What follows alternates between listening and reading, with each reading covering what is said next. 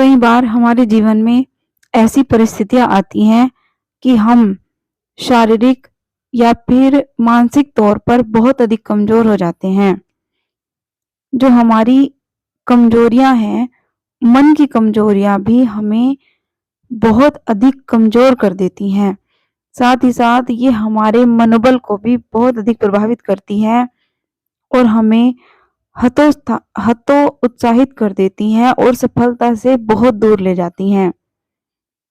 इसका एक ही उपाय है कि जिन परिस्थितियों को हम बदल नहीं सकते, उन्हें सहज रूप से स्वीकार करें और स्वीकार करने का साहस अपने अंदर विकसित करें, बिना किसी गलत भाव के। बड़ी से बड़ी कमजोरी को बड़ी से बड़ी ताकत बनाने का ही नाम है हिम्मते मर्दा मददे खुदा।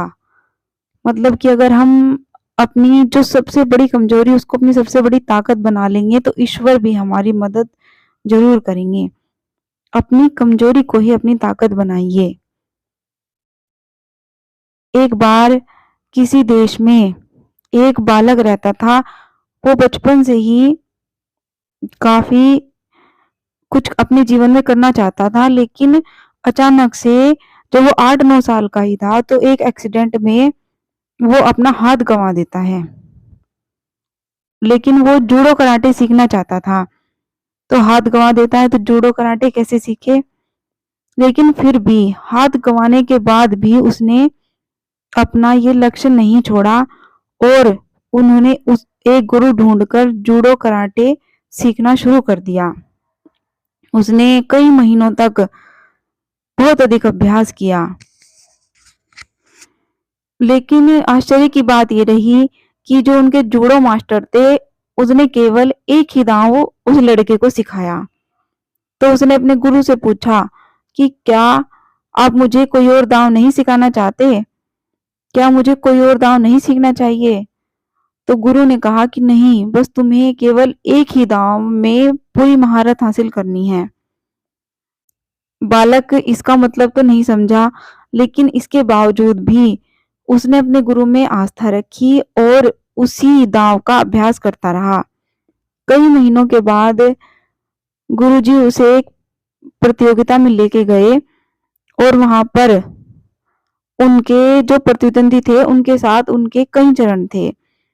पहले चरण को तो उस लड़के ने आसानी से पार कर लिया और लेकिन दूसरे दांव में उसे कुछ कठिनाई हुई, लेकिन एक समय के बाद उसने दूसरा दांव भी जीत लिया और तीसरे दांव में तो बालक ने अपना धैर्य ही खो दिया और उसी पल बालक ने अपने गुरु के सिखाए हुए दांव के माध्यम से सामने वाले को पराजित करते हुए तीसरा चरण भी जीत लिया।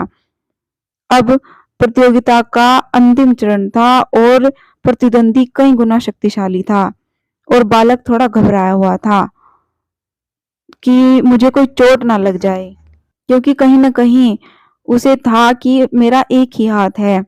लेकिन फिर भी उसने अपने प्रतिद्वंदी की गलती को पकड़कर और अपना चिर परिचित दांव चला और प्रतिद्वंदी को चारों खाने चित कर दिया।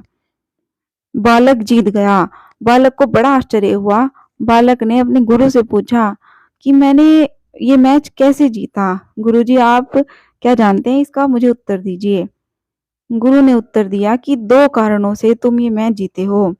पहला कि तुमने जूडो कराटे का जो सबसे कठिन दांव था जो मैंने तुम्हें सिखाया था वो पूरे मन से सीखा, और दूसरा कि उससे बचाव का एकमात्र उपाय था कि प्रतिद्वंदी के द्वारा तुम्हारे बाएं हाथ को पकड़ पाना, और इस तरह से तुम्हारी कमजोरी ही तुम्हारी ताकत बनकर उभरी। बात का सिर्फ कहने का मतलब इतना है कि जब तक आप अपनी कमजोरी को अपनी ताकत बनाने का गुण नहीं सीखेंगे, इस गुण को अपने चरित्र में शामिल नहीं करेंगे, तब तक जीवन की जंग को नहीं जीत पाएंगे। इसलिए अपनी कमजोरी को ही अपनी ताकत बनाइए।